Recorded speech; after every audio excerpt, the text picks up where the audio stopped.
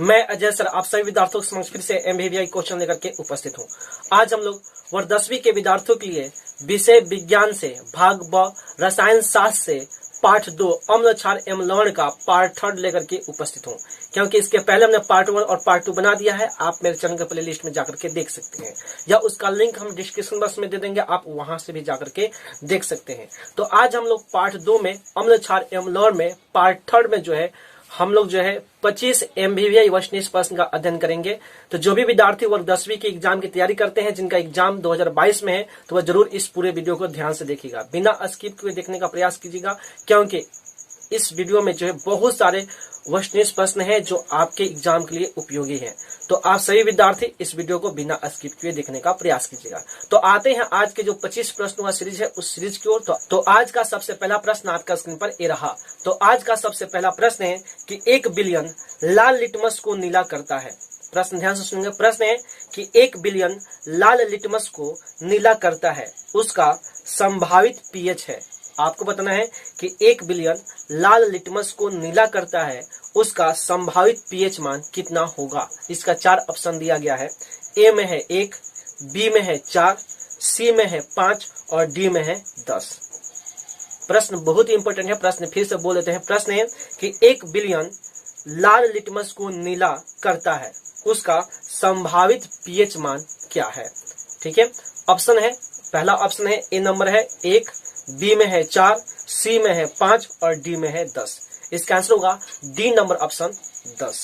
इसका आंसर होगा D number option 10। तो बढ़ते हैं दूसरे नंबर प्रश्न की ओर। तो आज का दूसरा नंबर प्रश्न आपका स्क्रीन पर ए रहा।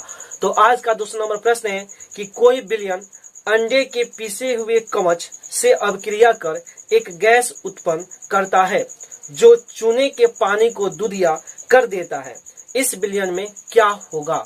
इस बिलियन में क्या होगा। इसके 4 ऑप्शन दिए गए हैं।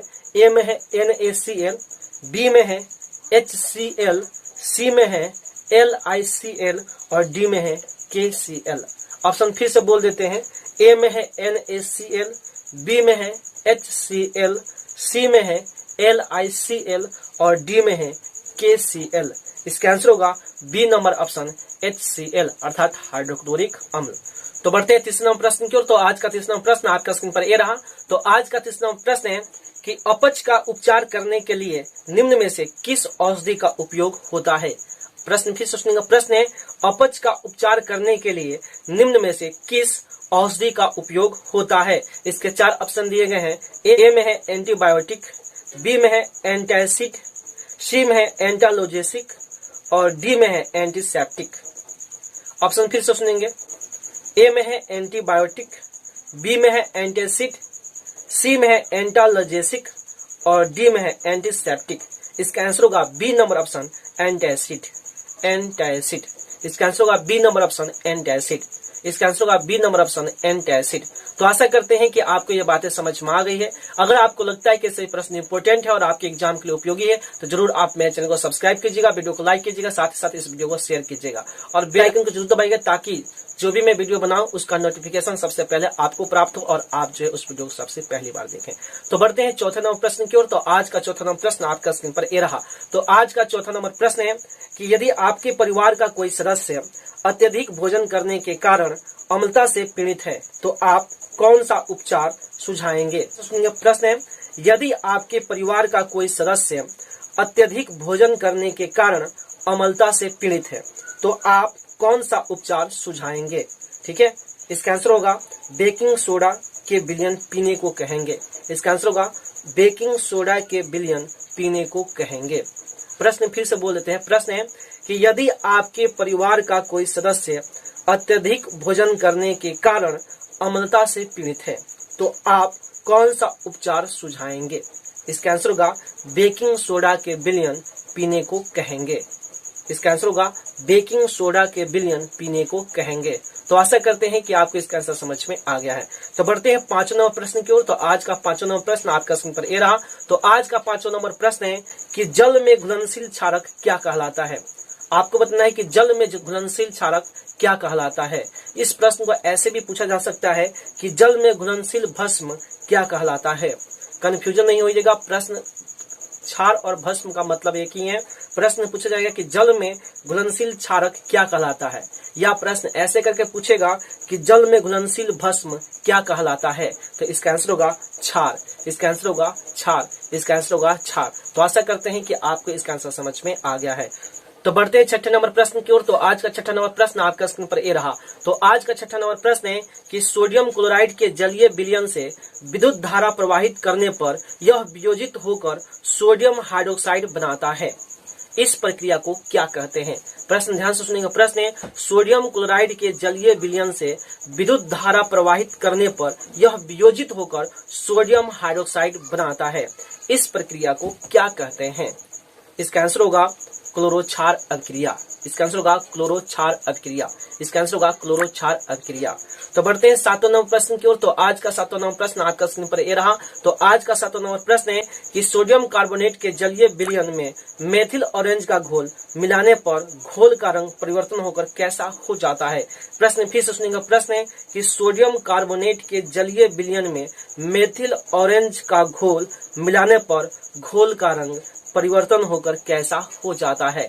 इसका आंसर होगा पीला, इसका आंसर होगा पीला, इसका आंसर होगा पीला। तो बढ़ते हैं 8वें नंबर प्रश्न की ओर। तो आज का 8वां नंबर प्रश्न आपका स्क्रीन पर ये रहा। तो आज का 8वां नंबर प्रश्न है कि शल्य चिकित्सा में टूटी हड्डियों के लिए प्रयुक्त होने वाला रासायनिक पदार्थ का नाम क्या है? आपको बताना है कि शल्य चिकित्सा में टूटी हड्डियों के लिए प्रयुक्त होने वाले रासायनिक पदार्थ का नाम क्या है? इसका आंसर होगा प्लास्टर ऑफ पेरिस, आंसर होगा प्लास्टर ऑफ पेरिस, इसका आंसर होगा प्लास्टर ऑफ पेरिस। तो बढ़ते हैं 9वें नंबर प्रश्न की ओर। तो आज का 9वां नंबर प्रश्न है कि सोडा अम्ल अग्निशामक में NaHCO3 के जलीय विलयन के साथ कौन सा अम्ल मिश्रित होता है? प्रश्न फिर से सुनेंगे। प्रश्न है सोडा अम्ल अग्निशामक में NaHCO3 के जलीय विलयन के साथ कौन सा अम्ल मिश्रित होता है? इसका आंसर होगा H2SO4, इसका आंसर होगा H2SO4 अर्थात सल्फ्यूरिक अम्ल, अर्थात सल्फ्यूरिक अम्ल, H2SO4 अर्थात सल्फ्यूरिक अम्ल। तो बढ़ते हैं 10वें नंबर प्रश्न की ओर। तो आज का 10वां नंबर प्रश्न आपका स्क्रीन पर ये रहा। तो आज का 10वां नंबर प्रश्न है कि दांत का कठोरतम भाग का नाम बताएं। आपको बताना है कि दांत का कठोरतम भाग का नाम क्या है? इसका आंसर होगा इनेमल, इसका आंसर होगा इनेमल, इसका आंसर होगा इनेमल। प्रश्न फिर से बोल देते हैं। प्रश्न है दांत का कठोरतम भाग का नाम बताएं।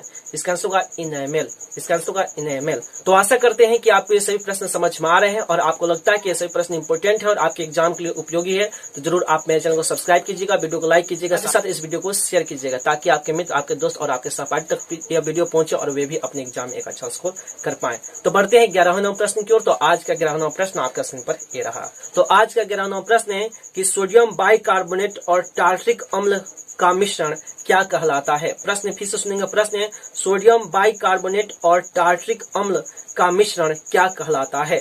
इसका आंसर होगा बेकिंग पाउडर, इसका आंसर होगा बेकिंग पाउडर, इसका आंसर होगा बेकिंग पाउडर। तो बढ़ते हैं 12वें नंबर प्रश्न की ओर। तो आज का 12वां नंबर प्रश्न आपके स्क्रीन पर ये रहा। तो आज का 12वां नंबर प्रश्न है कि लिटमस विलयन बैंगनी रंजक होता है। प्रश्न फिर से सुनेंगे। प्रश्न है लिटमस विलयन बैंगनी रंजक होता है जो किस पौधे से निकाला जाता है? ठीक है, प्रश्न फिर सुनेंगे। प्रश्न है लिटमस विलयन बैंगनी रंजक होता है जो किस पौधे से निकाला जाता है? तो इसका आंसर होगा लीचेन के पौधे से, इसका आंसर होगा लीचेन से अर्थात लीचेन के पौधे से। तो बढ़ते हैं 13वें नंबर प्रश्न की ओर। तो आज का 13वां नंबर प्रश्न आपका स्क्रीन पर ये रहा। तो आज का 13वां नंबर प्रश्न है कि कार्बन डाइऑक्साइड जल से अभिक्रिया करके क्या बनाता है? आपको बताना है कि कार्बन डाइऑक्साइड जल से अभिक्रिया करके क्या बनाता है? इसका आंसर होगा कार्बोनिक अम्ल, इसका आंसर होगा कार्बोनिक अम्ल, इसका आंसर होगा कार्बोनिक अम्ल। तो बढ़ते हैं 14वें नंबर प्रश्न की ओर। तो आज का 14वां नंबर प्रश्न आपका स्क्रीन पर ये रहा। तो आज का 14वां नंबर प्रश्न है कि एस्टिक अम्ल दुर्बल अम्ल है, क्यों? प्रश्न फिर से सुनिएगा। प्रश्न है एस्टिक अम्ल दुर्बल अम्ल है, क्यों? क्योंकि इसका आंसर होगा क्योंकि यह आंशिक रूप से आयनित होता है, क्योंकि यह आंशिक रूप से आयनित होता है। समझ में आ गया? प्रश्न फिर से बोल देते हैं। प्रश्न है कि एसिटिक अम्ल दुर्बल अम्ल है, क्यों? इसका आंसर होगा क्योंकि यह आंशिक रूप से आयनित होता है, क्योंकि यह आंशिक रूप से आयनित होता है। तो बढ़ते हैं 15वें नंबर प्रश्न की ओर। तो आज का 15वां नंबर प्रश्न आपका स्क्रीन पर ये रहा। तो आज का 15वां नंबर प्रश्न है कि किसी कोलाइडी विलयन में निलंबित कणों से प्रकाश की प्रकीर्णन को क्या कहा जाता है? प्रश्न फिर से सुनेंगे। प्रश्न है किसी कोलाइडी विलयन में निलंबित कणों से प्रकाश के प्रकीर्णन को क्या कहा जाता है? इसका आंसर होगा टिंडल प्रभाव। इसका आंसर होगा टिंडल प्रभाव। इसका आंसर होगा टिंडल प्रभाव। ठीक है, तो बढ़ते हैं 16वां प्रश्न की ओर। तो आज का 16वां प्रश्न आपका स्क्रीन पर ये रहा। तो आज का 16वां प्रश्न है कि दूध से दही बनने में निम्न में से कौन सी क्रिया होती है? आपको बताना है कि दूध से दही बनने में निम्न में से कौन सी क्रिया होती है। इसके 4 ऑप्शन दिए गए हैं। ए में है अपघटन, बी में है प्रकाश संश्लेषण, सी में है किण्वन और डी में है उत्सर्जन। प्रश्न फिर से सुनेंगे। प्रश्न है दूध से दही बनने में निम्न में कौन सी क्रिया होती है? इसके 4 ऑप्शन दिए गए हैं। ए में है अपघटन, बी में है प्रकाश संश्लेषण, सी में है किण्वन और डी में है उत्सर्जन। इसका आंसर होगा सी नंबर ऑप्शन किण्वन। इसका आंसर होगा सी नंबर ऑप्शन किण्वन। इसका आंसर होगा सी नंबर ऑप्शन किण्वन। तो आशा करते हैं कि आपको यह प्रश्न समझ में आ गया है। तो बढ़ते हैं 17वां प्रश्न की ओर। तो आज का 17वां प्रश्न आपके स्क्रीन पर ये रहा। तो आज का 17वां प्रश्न है कि निम्न में किसे रसायनों का राजा कहा जाता है? आपको बताना है कि निम्न में से किसे रसायनों का राजा कहा जाता है। इसके 4 ऑप्शन दिए गए हैं। ए में है HNO3, बी में है HCl, सी में है H2SO4 और डी में है H3PO4। ऑप्शन फिर से सुनेंगे। ए में है HNO3, बी में है HCl, सी में है H2SO4 और डी में है H3PO4। इसका आंसर होगा सी नंबर ऑप्शन H2SO4। इसका आंसर होगा सी नंबर ऑप्शन H2SO4। तो बढ़ते हैं 18वां प्रश्न की ओर। तो आज का 18वां प्रश्न आपका स्क्रीन पर ये रहा। तो आज का 18वां प्रश्न है कि कास्टिक पोटास का अणुसूत्र क्या है? आपको बताना है कि कास्टिक पोटास का अणुसूत्र क्या है। इसका आंसर होगा KOH। इसका आंसर होगा KOH अर्थात पोटेशियम हाइड्रोक्साइड। ठीक है, तो बढ़ते हैं 19वां प्रश्न की ओर। तो आज का 19वां प्रश्न आपका स्क्रीन पर ये रहा। तो आज का 19वां प्रश्न है कास्टिक सोडा का अणुसूत्र क्या है? आपको बताना है कि कास्टिक सोडा का अणुसूत्र क्या है। इसका आंसर होगा NaOH। इसका आंसर होगा NaOH अर्थात सोडियम हाइड्रोक्साइड। अर्थात सोडियम हाइड्रोक्साइड। तो बढ़ते हैं 20वां प्रश्न की ओर। तो आज का 20वां प्रश्न आपका स्क्रीन पर ये रहा। तो आज का 20वां प्रश्न है एक्वा रेजिया मिश्रण में HCl एवं HNO3 का अनुपात कितना होता है? आपको बताना है कि एक्वा रेजिया मिश्रण में HCl एवं HNO3 का अनुपात कितना होता है। इसका आंसर होगा 3:1। इसका आंसर होगा 3:1। प्रश्न फिर से बोल देते हैं। प्रश्न है एक्वा रेजिया मिश्रण में HCl एवं HNO3 का अनुपात कितना होता है। इसका आंसर होगा 3:1। इसका आंसर होगा 3:1। तो बढ़ते हैं 21वां प्रश्न की ओर। तो आज का 21वां प्रश्न आपके स्क्रीन पर ये रहा। तो आज का 21वां प्रश्न है अगर आपको शक है कि मिट्टी की अम्लीयता के कारण गमले के फूल का पौधा ठीक से विकसित नहीं हो रहा है तो निम्न में से किस पदार्थ को मिट्टी में मिलाएंगे? प्रश्न फिर से बोल देते हैं। प्रश्न है अगर आपको शक है कि मिट्टी की अम्लीयता के कारण गमले में फूल का पौधा ठीक से विकसित नहीं हो रहा है तो निम्न में से किस पदार्थ को मिट्टी में मिलाएंगे? इसके 4 ऑप्शन दिए गए हैं। ए में है चाय की पत्ती, बी में है बेकिंग पाउडर, सी में है नमक और डी में है चीनी। ऑप्शन फिर से बोल देते हैं। ऑप्शन है ए में है चाय की पत्ती।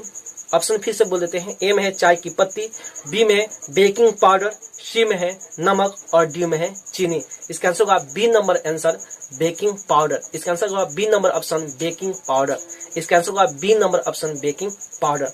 तो आशा करते हैं कि आपको ये बातें समझ में आ गई है। तो बढ़ते हैं 22वां प्रश्न की ओर। तो आज का 22वां प्रश्न आपके स्क्रीन पर ये रहा।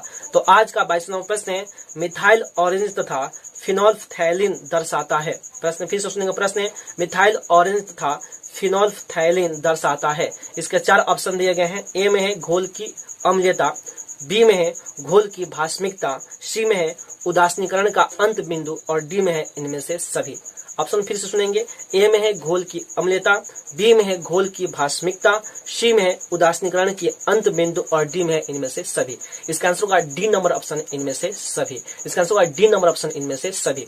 ठीक है, अर्थात घोल की अम्लीयता, घोल की भास्मिकता और उदासीनीकरण का अंत बिंदु, ये सभी मिथाइल ऑरेंज तथा फिनोल्फथैलीन को दर्शाता है। ठीक है, तो आशा करते हैं कि आपको इसका आंसर समझ में आ गया है। अगर आपको लगता है कि सभी प्रश्न इंपॉर्टेंट है और आपके एग्जाम के लिए उपयोगी है तो जरूर आप मेरे चैनल को सब्सक्राइब कीजिएगा, वीडियो को लाइक कीजिएगा, साथ ही साथ इस वीडियो को शेयर कीजिएगा। तो बढ़ते हैं 23वां प्रश्न की ओर। तो आज का 23वां प्रश्न आपका स्क्रीन पर ये रहा। तो आज का 23वां प्रश्न है लिटमस का प्राकृतिक रंग क्या है? आपको बताना है कि लिटमस के प्राकृतिक रंग क्या है। इसका आंसर होगा बैगनी। प्रश्न फिर से बोल देते हैं। प्रश्न है कि लिटमस का प्राकृतिक रंग क्या है? इसका आंसर होगा बैगनी। इसका आंसर होगा बैगनी। तो बढ़ते हैं 24वां प्रश्न की ओर। तो आज का 24वां प्रश्न आपके स्क्रीन पर ये रहा। तो आज का 24वां प्रश्न है, उस गैस का नाम बताइए जो बुझा हुआ चूना से अभिक्रिया करके विरंजक चूर्ण बनाता है। प्रश्न फिर से सुनेंगे। प्रश्न है, उस गैस का नाम बताइए जो बुझा हुआ चूना से अभिक्रिया कर विरंजक चूर्ण बनाता है। इसका आंसर होगा क्लोरीन। इसका आंसर होगा क्लोरीन। इसका आंसर होगा क्लोरीन। तो बढ़ते हैं आज के सबसे अंतिम प्रश्न अर्थात 25वां नंबर प्रश्न आपके स्क्रीन पर ये रहा। तो आज का 25वां प्रश्न है कि लवण के एक सूत्र इकाई में उपस्थित जल के अणुओं की संख्या को क्या कहते हैं। प्रश्न ध्यान से सुनेंगे। प्रश्न है, लवण के एक सूत्र इकाई में उपस्थित जल के अणुओं की संख्या को क्या कहते हैं। इसका आंसर होगा क्रिस्टलन का जल। इसका आंसर होगा क्रिस्टलन का जल। इसका आंसर होगा क्रिस्टलन का जल। तो आशा करते हैं कि आपको ये सभी प्रश्न समझ में आए हैं। अगर आपको लगता है कि ये सभी प्रश्न इंपॉर्टेंट है और आपके एग्जाम के लिए उपयोगी है, जरूर आप मेरे चैनल को सब्सक्राइब कीजिएगा, वीडियो को लाइक कीजिएगा, साथ ही साथ इस वीडियो को शेयर कीजिएगा। इसी के साथ बिहार बोर्ड के जितने भी विद्यार्थी हैं, साथ ही साथ इस देश के जितने भी युवा हैं जो किसी भी कॉम्पिटेटिव एग्जाम की तैयारी करते हैं, उन सभी मित्रों, सभी दोस्तों में तरफ से बेस्ट ऑफ लक। जय हिंद, जय भारत।